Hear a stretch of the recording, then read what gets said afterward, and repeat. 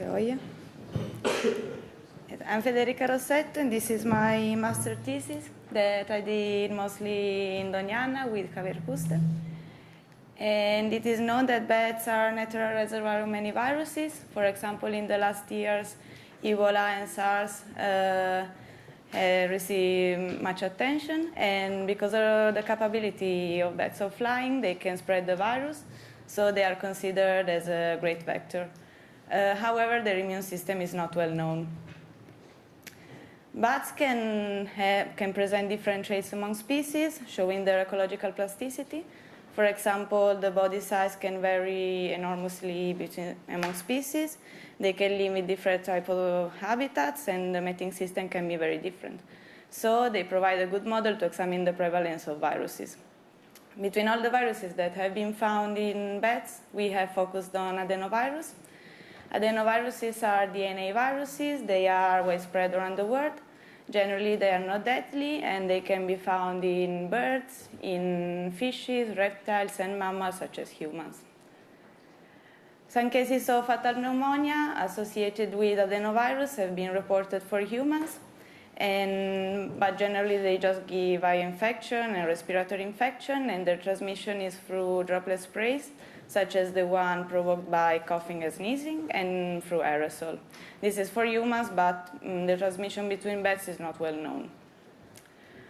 The first adenovirus in bats has been isolated from Pipistrellus pipistrellus, and later some partial sequences have been obtained. For example, in this recent paper, that is a collaboration between Doñana and the Instituto de Salud Carlos III from Madrid, in which a phylogeny of different strains of adenovirus have been obtained.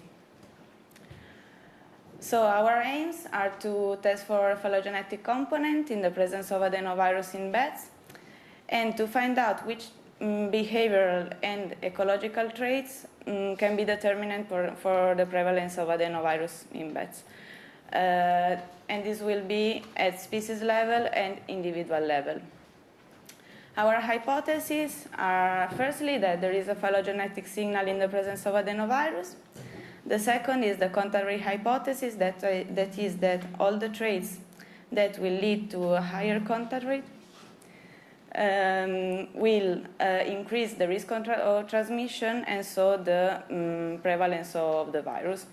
And the third is that the traits that are somehow connected with a stronger immune system will also lead to a lower presence of adenovirus.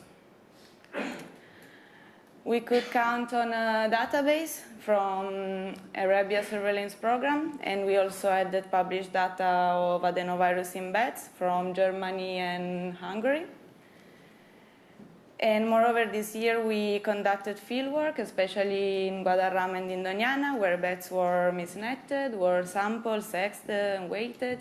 And an oropharyngeal swab was sent to Madrid, where they analyzed whether each individual were positive or negative to the virus.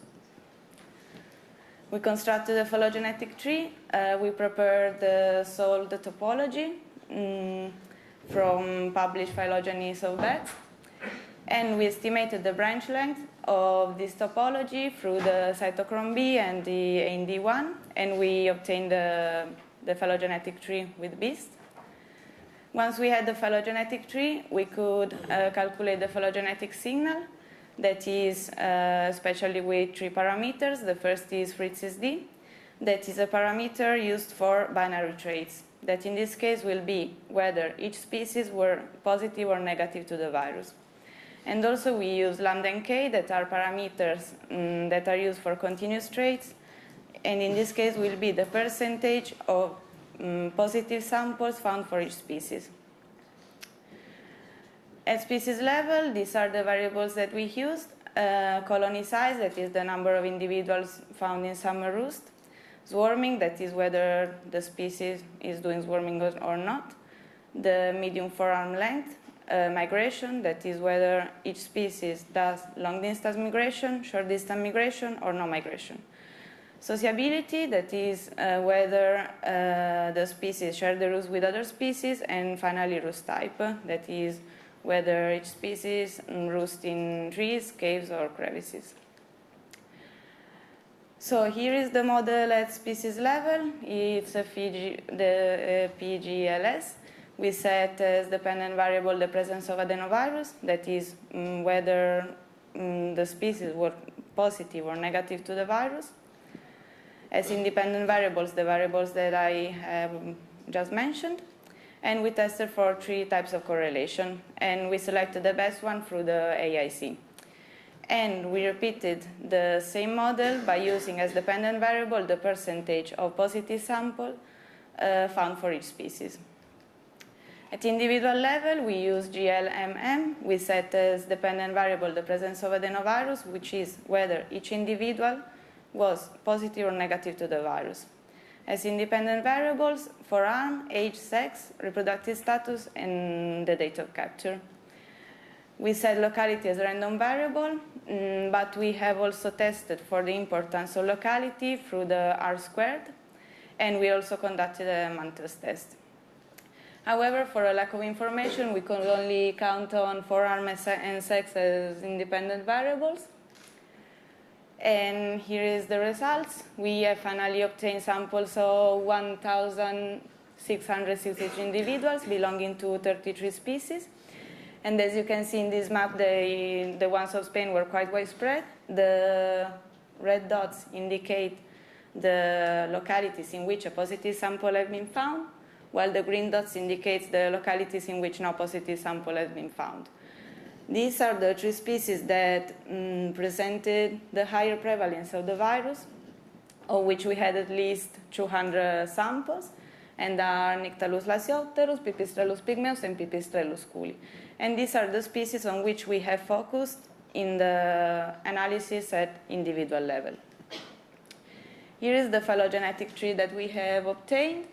The species marked with a black dot are the ones considered positive to adenovirus, while the species marked with a white dot are the ones that we consider negative to adenovirus, in which no positive sample has been found.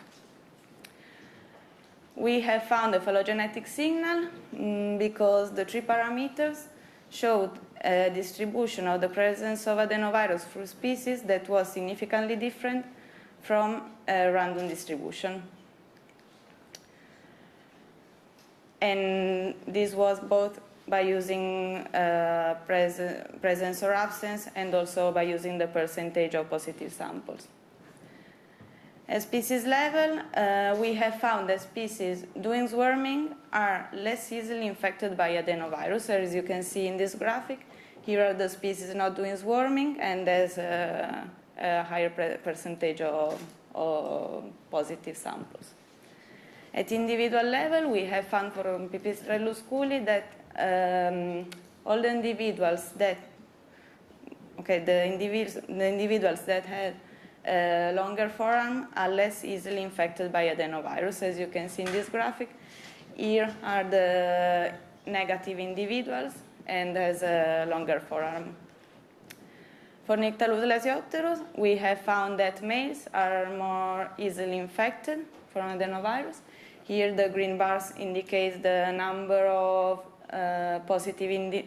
negative individuals, while the red bar indicates the number of positive individuals, and this is the comparison between females and males.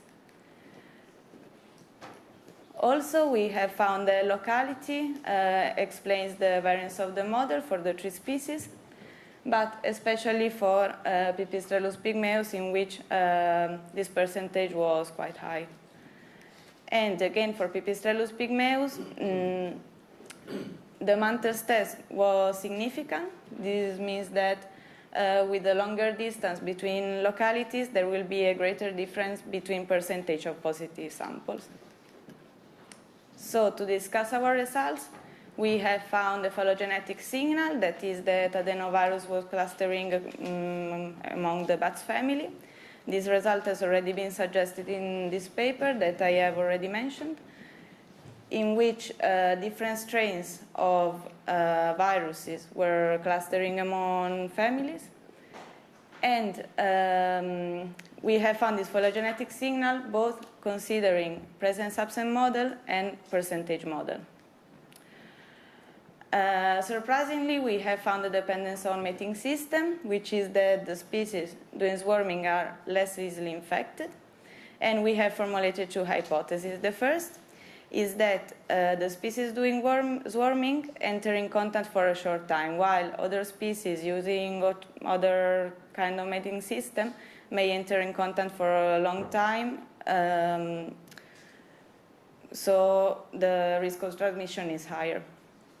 The second hypothesis is that swarming is a promiscuous behavior, and the promiscuous behavior can lead to a stronger immune system. But this has already been tested for other mammals, but not for bats. Also, we have found that individuals with a higher forearm are less easily infected by adenovirus. An explanation can be that the individuals with higher forearm are young individuals, and the antibodies can be transferred from mother's milk, making them less easily infected. And this has already been proved for rabies, but not for adenovirus.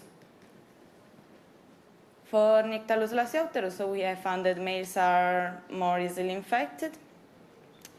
And here again, we formulated two hypotheses. The first is that testosterone is an immunosuppressant, making males more easily infected because the levels of testosterone are higher in males.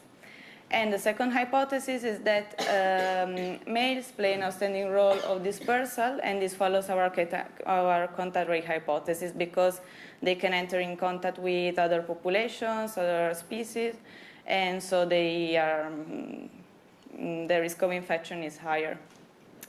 We have found no general pattern, but this may be because males of other species were weakly represented. We have found that locality plays an important role, and this also follows our contact rate hypothesis because here again the individuals that are in the same area can enter in contact, and the transmission can be higher. And here again we have found no general pattern, but this may be because Pipistrellus pygmaeus was the species for which the localities of capture were more and also more widespread. So to conclude, we have found a phylogenetic signal in the presence of adenovirus. We have found a species level a dependence on mating system, while at individual level we have found a dependence on locality, sex, and forearm, but we have found no strong general pattern between species. Our results support the contact rate hypothesis and opens new question about the immune system of bats. And for further studies, more samples should be made in order to sample more males, to do the capture in other times of the year in order to test the seasonality of the presence of the virus. And also, we should also test the age because we found the result of forearm, but we don't know whether it is because of the forearm or it's because of the age. And also further studies should be made in order to improve the knowledge of the transmission of adenovirus. Si tenéis preguntas también en español está bien.